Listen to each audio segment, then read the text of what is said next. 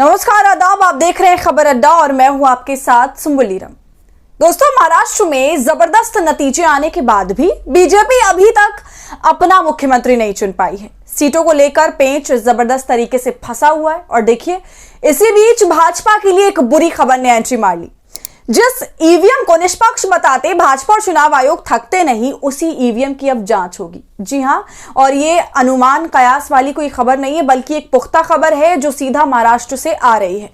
इस बार विपक्ष की तरफ से ईवीएम पर इतने सवाल उठे, बैठकें हुई, पत्र लिखे गए और अब इन सब का आउटकम ये है कि विपक्ष ईवीएम की फिर से जांच करवाएगा और जांच होने वाले इन ईवीएम की संख्या कुल 137 बताई जा रही है और इसके लिए विपक्ष ने करीब 66 लाख रुपए की फीस जमा भी कर दी है। तो 137 ईवीएम की पूरी जांच होगी, वोटों का मिलान होगा। तो कैसे ये पूरी प्रक्रिया होगी और किसने ये सारा काम आगे बढ़ाया है, वो सब मैं आपको इस वीडियो में बताऊंगी। इसके अलावा महाराष्ट्र में जो अब तक मुख्यमंत्री का चेहरा रिवील नहीं हुआ है, उस पर भी इस जांच का असर हो सकता है। और अब तक महाराष्ट्र में भाजपा के लगभग 72 घंटे बीत चुके हैं, लेकिन अभी तक कोई फैसला नहीं हुआ है। तो दोस्तों, इतिहास गवाह है कि जिस राज्य में 72 घंटे से ज्यादा का समय लगा है, वहां खेला हुआ है। वहां पर या तो मुख्यमंत्री बदल जाता है या फिर किसी नए चेहरे को मौका मिलता है। तो चलिए पहले ईवीएम पर बात कर लेते हैं।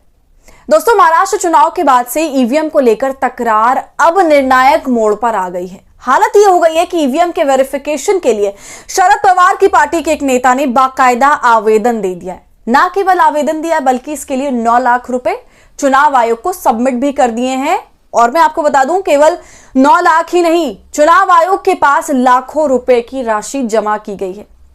जी हां, विपक्षी कैंडिडेट्स द्वारा, क्योंकि हर कोई अपने अपने इलाके में अब ईवीएम की वेरिफिकेशन यानी कि सत्यापन कराना चाहता है।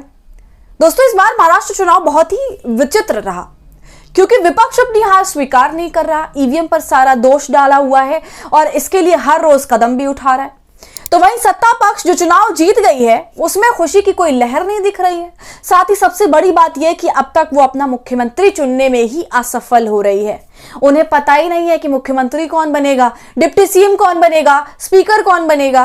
और चुटकी लेने वाली बात तो यह है कि शपथ ग्रहण और उससे जुड़े सभी कार्यक्रम का वेन्यू तो पूरी तरह से डिसाइड हो गया है, मगर मुख्यमंत्री का नाम ही डिसाइड नहीं हुआ। मतलब पूरी बारात तैयार है, मगर दूल्हा ही डिसाइडेड नहीं है अभी तक। खैर, अब इसी कड़ी में अजित पवार के खिलाफ चुनाव लड़ने वाले पवार गुट के नेता योगेंद्र ने चुनाव आयोग से मांग की है कि 19 ईवीएम के माइक्रो कंट्रोलर की जांच की जाए। उनकी तरफ से बतौर फीस चुनाव आयोग को 8.96 लाख, लगभग 9 लाख रुपए ही समझिए, वो भी दिए गए। दोस्तों, जानकारी के लिए बता दूं कि अगर किसी को ईवीएम का सत्यापन करवाना होता है तो चुनाव परिणाम आने के 7 दिनों के भीतर आवेदन देना रहता है। इसी वजह से जिले भर के कई उम्मीदवारों ने 137 ईवीएम के माइक्रो कंट्रोलर की जांच के लिए आवेदन दाखिल किया था। बताया गया है कि सामूहिक रूप से 66.64 लाख रुपए भी दिए गए। और समझने वाली बात यह है कि सुप्रीम कोर्ट ने पहले से ही कुछ गाइडलाइंस इस पूरी प्रक्रिया पर सेट कर रखी है।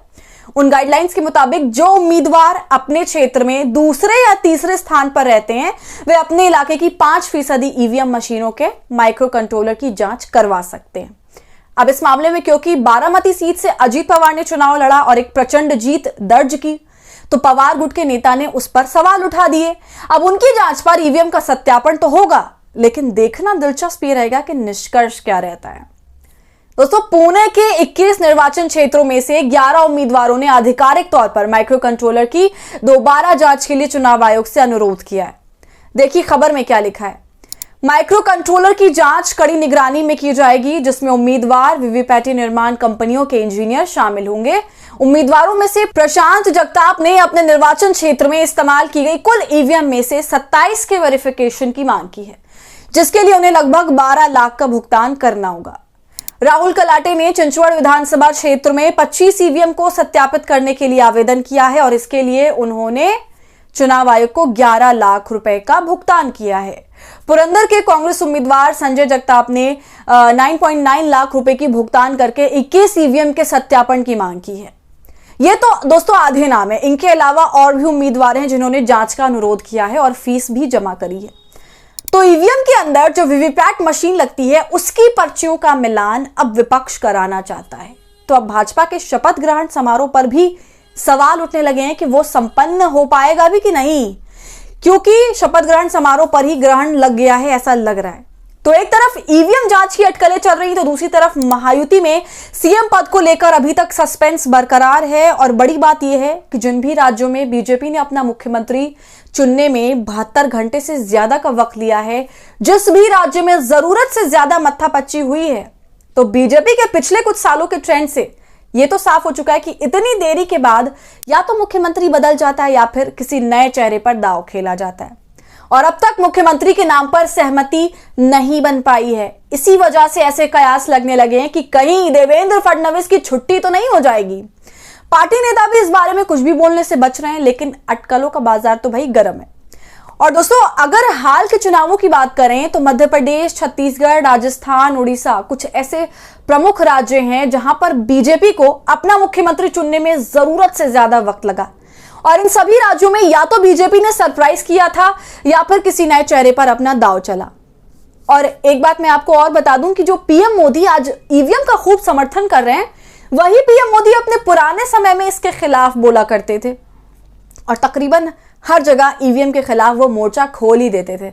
अब देखिए, उनका एक वीडियो बहुत तेजी से वायरल हो रहा है जिस पर अब बवाल मचा हुआ है। पहले आप वो वीडियो देखिए। हमारा देश गरीब है, लोग अनपढ़ है, लोगों को कुछ आता नहीं है।